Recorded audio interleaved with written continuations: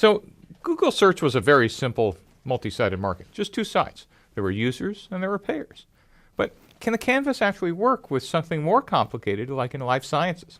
So here's an example of a business model canvas from a life sciences company that was going to provide E. coli cell lines for simplified downstream processing.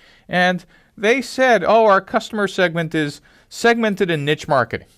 Now, in hindsight, after the end of the class, they were the ones who actually went in and said, well, yeah, that was kind of a definition of what a customer segment was, but they didn't really describe who. And their value proposition, as even they realized later, was pretty unclear.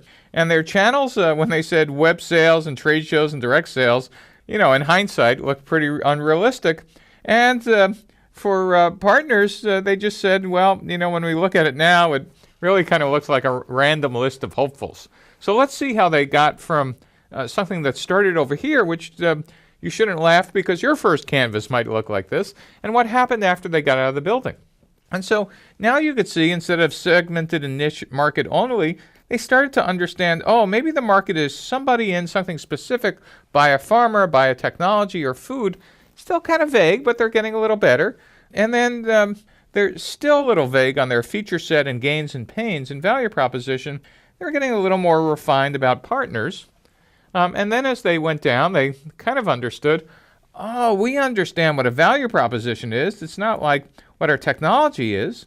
It's what gain and pain we're providing. So simplify protein purification, increase yield, increase throughput, decrease cost. Now we're making a lot more sense.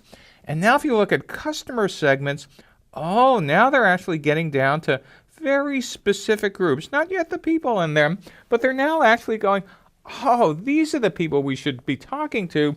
And our partners are now also getting specific, and they're getting some very interesting traction on what potential revenue streams were.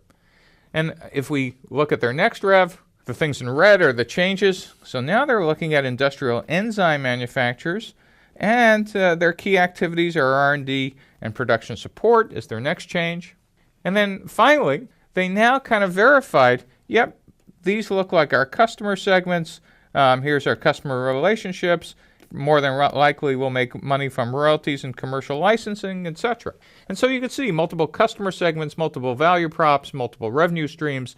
This is a somewhat complex, multi-sided market. Just by the way, as a note, some of the most complex are actually in the medical device business, where you have users and payers and hospitals and insurance companies and regulators, etc.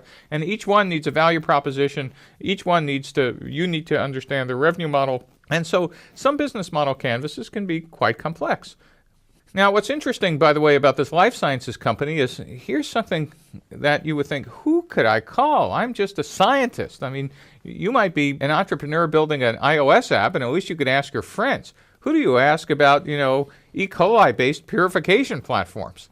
Well, basically, they decided to go through their Rolodex of all the trade shows and all the conferences and all the people they've met in their careers. And instead of physically driving out to them, they used Skype and they used phone calls.